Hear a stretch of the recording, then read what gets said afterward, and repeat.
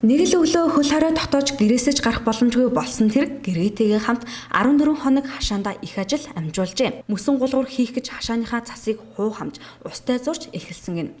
Харин 2 хоног ноцолдож гулсуурын хэвэнд орохгүй болохоор нь мөсөн гулгуурын талбай болгохоор зүтгэсэн байна. Ингэхдээ бүр өвлийн өвгөн, цасан хүн, гацуур мод, гэрэл хуучин шинэ он бүтээж гулгуурын талбайгаа амьтаа болгожээ. Дөрвийг харьцан 8 хэмжээтэй дөрвөлжин талбайдаа хийгээгүй юм ховор. Ундааны савны бөглөг өнгөөнгөөр нь алаглуулж талбайгаа чимсэн байна.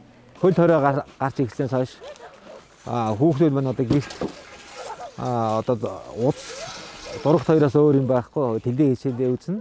Тэгээд ер нь их нэртэйгээ хоёлаа яриад ер нь хүүхдүүдэд чөлөө цагийн зөв боловсон өнгөрүүлэх талаас нь тий хөдөлгөөнтэй байх бас яхаа спортлог болох талаас нь ийм их хийж эхэлсэн тий. Энийг нэг 14-5 хоног сарын хагасд хийсэн тий. Тий 10 орой ихсэн цаашаа хийж эхэлсэн. Анх хүн чинь их амархан санагддаг юм билээ тий. Анх үдээч нэг мөсөн гулгуур хийж өгье гэж бодож байсан. Тэгсэн чинь мөсөн гулгуураа хийж чадхаа байгаад тэгээд хоёлаа за котог болгох чи амарханаар нэгээд котог хийсэн. Тэгсэн бас тийм амар юм шиг байлээ. Нэг ойролцоогоор 5 тонн хэртэй ус орсон байх.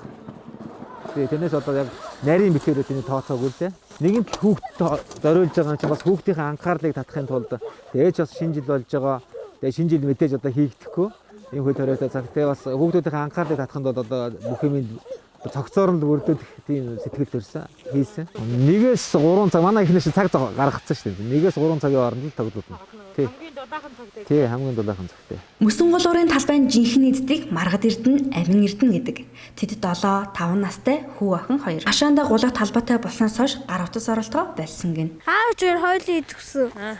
Чир нөгөө нэг ийм гусууртай болохоос өмнө бол юу хийж өдрийг хийж өнгөрөөдөг гэсэн бэ? Зурагт үзээд хийж. Зурагт үзээд хичээдэг. Одоо бол зурагт үзэхгүйгээр гадаа гоё тоглож байгаа юм шүү дээ, тий? Ер нь аав ээжтэй юу чандаж хэлмээр байна?